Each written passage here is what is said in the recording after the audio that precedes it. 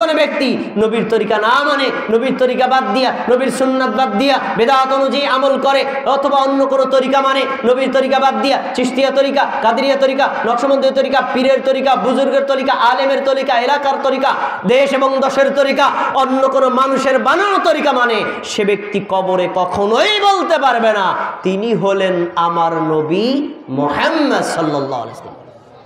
আমরা কি উত্তর দিতে চাই নাকি চাই না? তাহলে আমাদের কার তরিকা অনুযায়ী ইবাদত করতে হবে? মুহাম্মদ সাল্লাল্লাহু আলাইহি ওয়াসাল্লামের তরিকা অনুযায়ী ইবাদত করতে হবে। এই হাদিসে আরেকটা শব্দ আছে, কি?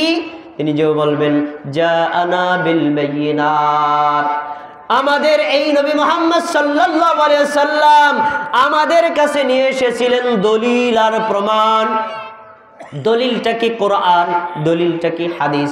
কোরআন এবং হাদিস নিয়ে এসেছিলেন, আমরা ফাআজাবনা লাহু, তার ডাকে সাড়া দিয়েছিলাম, ওয়াত্তাবা'নাহু, আমরা নবীর অনুসরণ করেছিলাম। তিনি যেভাবে সালাত আদায় করতেন আমরা সেভাবে সালাত আদায় করতাম, তিনি যেভাবে যাকাত দিতে বলেছেন আমরা সেভাবে যাকাত দিতাম, তিনি যেভাবে রমজানে আমল করতে বলেছেন আমরা সেভাবে রমজানে আমল করতাম, তিনি যেভাবে ফরজ আমল করতে বলেছেন আমরা সেভাবে ফরজ আমল করতাম, তিনি যেভাবে নফল আমল করেছেন আমরা সেভাবে নফল আমল করতাম। এক কথায় নবী করেছেন যা আমিও করেছি তা, নবী বলেছেন যা আমিও মেনেছি যা। এই কাজ করবে যে কবরেও উত্তর দিতে পারবে সে। তাহলে আমরা একটা সিদ্ধান্ত নেই, আমরা কার তরিকায় ইবাদত করব? নবী মুহাম্মদ সাল্লাল্লাহু আলাইহি ওয়াসাল্লাম। সবাই বলেন কার? নবী মুহাম্মদ সাল্লাল্লাহু আলাইহি ওয়াসাল্লাম। নবী মুহাম্মদ সাল্লাল্লাহু আলাইহি ওয়াসাল্লামের বাইরে অন্য কারো তরিকায় আমল করা যাবে না। নবীর তরিকায় আমল করা সুন্নতি ইবাদত, নবী ব্যতীত অন্য কারো তরিকায় ইবাদত করা বেদাতি তরিকার ইবাদত। এই তরিকার ইবাদত আল্লাহর দরবারে কখনো কবুল হবে না। একটু সবাই খেয়াল করে শুনুন, কয়টা প্রশ্ন গেল? কয়টা প্রশ্ন গেল? এক নম্বর, তোমার রব কে? এই প্রশ্ন পৃথিবীর সবাইকে। দুই নম্বর, তোমার দিন কি? এই প্রশ্ন পৃথিবীর সবাইকে। তিন নম্বর, তোমার নবীকে? এই প্রশ্ন পৃথিবীর সবাইকে। তবে এর উত্তরটা একটু ভিন্ন আছে। যারা আদম আলাইহিস সালামের উম্মত তারা বলবে আমাদের নবী আদম, যারা নূহ আলাইহিস সালামের উম্মত তারা বলবে আমাদের নবী নূহ, যারা ঈসা আলাইহিস সালামের উম্মত তারা বলবে আমাদের নবী হলেন ঈসা, যারা মূসা আলাইহিস সালামের উম্মত তারা বলবে আমাদের নবী হলেন মূসা। কিন্তু আমরা কার উম্মত? সবাই বলেন আমরা কার উম্মত? মুহাম্মদ সাল্লাল্লাহু আলাইহি ওয়াসাল্লামের উম্মত। তাহলে আমাদের জবাব হলে আমাদের নবী হলেন মুহাম্মদ সাল্লাল্লাহু আলাইহি ওয়াসাল্লাম। তাহলে আমরা একটা শিক্ষা নেই, আমরা এক আল্লাহর ইবাদত করব, এক ধর্ম ইসলাম মানব, এবং যাবতীয় ইবাদত কার তরিকায় করব? মুহাম্মদ সাল্লাল্লাহু আলাইহি ওয়াসাল্লাম। আচ্ছা, এবার একটু আমার দিক তাকাই কথা শুনতে হবে। বলছিলাম না 4টা প্রশ্ন করা হয়, বলছিলাম না? কয়টা প্রশ্ন কথা বলছিলাম? এখন চতুর্থ নম্বর প্রশ্নটা কি জানেন? চতুর্থ নম্বর প্রশ্নটা হলো ঠেকানোর জন্য না, খুশি হয়ে প্রশ্ন করবে। যখন ফেরেশতা দুইজন মুনকার আর নাকির দেখলো, জিজ্ঞেস করলাম তোমার রবকে? বলে দিল আল্লাহ। তোমার দিন কি? বলে দিল ইসলাম। তোমার নবীকে? বলে দিল মুহাম্মদ সাল্লাল্লাহু আলাইহি ওয়াসাল্লাম। তখন ফেরেশতারা এই মাইয়িতের উপর এত খুশি, এত খুশি, এত খুশি, খুশি হয়ে বলবেন ও মা ইলমুকা, হে তুমি কিভাবে জানলা? সুবহানাল্লাহ বলেন, সুবহানাল্লাহ। তুমি যে উত্তরগুলো দিলা কিভাবে জানলা?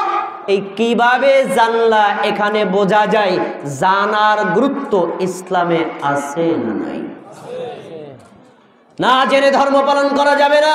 ইসলাম সম্পর্কে জানতে হবে, ঈমান সম্পর্কে জানতে হবে, আল্লাহ সম্পর্কে জানতে হবে, মুহাম্মদ সাল্লাল্লাহু আলাইহি ওয়াসাল্লাম সম্পর্কে জানতে হবে।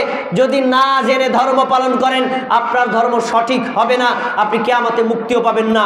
এজন্য ইসলাম সম্পর্কে জানাটা ফরজ। আর এই ফরজ বিধানের জন্যই আপনাদের এই সুজনদোয়ালা এলাকায় প্রতিষ্ঠিত হয়েছে এই হাফিজিয়া মাদ্রাসা। এই মাদ্রাসায় কি পড়ানো হয়? কোরআন। কি পড়ানো হয়? হাদিস। কি পড়ানো হয়? ইসলামের মাসআলা মাসাইল আকায়েদ।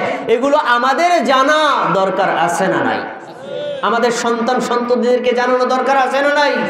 এজন্যই এই প্রতিষ্ঠান, আপনি যদি এই প্রতিষ্ঠানকে সমর্থন করেন, সহযোগিতা করেন, আপনি অর্থ দিয়ে, বুদ্ধি দিয়ে পরামর্শ দেন, আল্লাহ রাব্বুল আলামিন আপনার জন্য, আপনার বংশধরের জন্য, আপনার এলাকার জন্য দিন জানাকে সহজ করে দিবেন। আলহামদুলিল্লাহ। এবং এই সহজ যদি হয়, কবরের উত্তর দেওয়া আমাদের জন্য কঠিন না সহজ হবে? এখন যখন প্রশ্ন করলো তুমি কিভাবে জানলা, এর উত্তর আছে না নাই?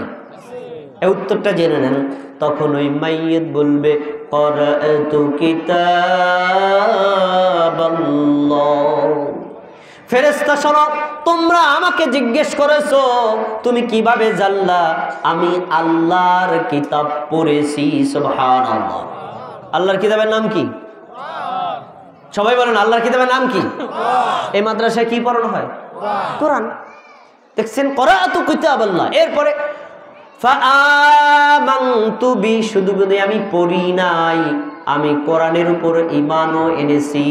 অসাদ্দাকতু বিহি, আল্লাহ কোরআনে যা বলেছেন আমি বুঝি অথবা না বুঝি, আমি প্রত্যেকটা কথাকে বিশ্বাস করেছিলাম। সুবহানাল্লাহ।